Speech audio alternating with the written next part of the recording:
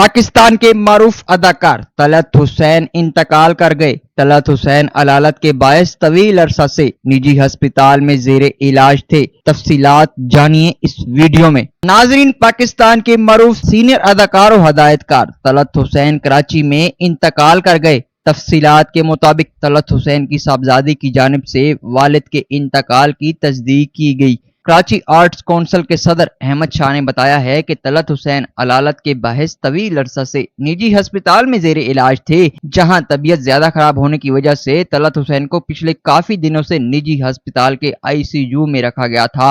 नाज़रीन, मजीद उनका कहना था कि मरहूम तलत हुसैन एक बेहतरीन इंसान और जबरदस्त आर्टिस्ट थे।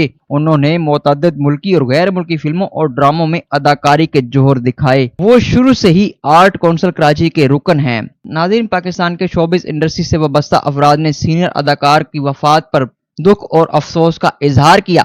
अदाकारा बुशरा अंसारी ने भी मुल्क के मरूफ सीनियर अदाकार तलत हुसैन के इंतकाल की खबर पर गहरे दुख का इजहार किया। तलत हुसैन 1940 में भारत के शहर दिल्ली में पैदा हुए थे। तलत हुसैन ने माहिर तलीम प्रोफेसर रुखशंदा हुसैन से शादी की थी। वो 3 बच्चों के वालिद थे, जिनमें 2 बेटियां और 1 बेटा शामिल है। तलत हुसैन ने 1970 से कम उम्री में ही अदाकारी का आगाज किया था। लंदन से आला तालीम हासिल करने वाले तलत हुसैन ने पाकिस्तान टेलीविजन से अदाकारी का आगाज किया, जिन्होंने बादना बरतानवी टीवी समेत बॉलीवुड फिल्मों में भी अपने फन के जौहर दिखाए। काबिल जिक्र बात यह भी है कि मुल्क के सीनियर अदाकार तलत हुसैन को 2021 में सितारा इम्तियाज से नवाजा गया।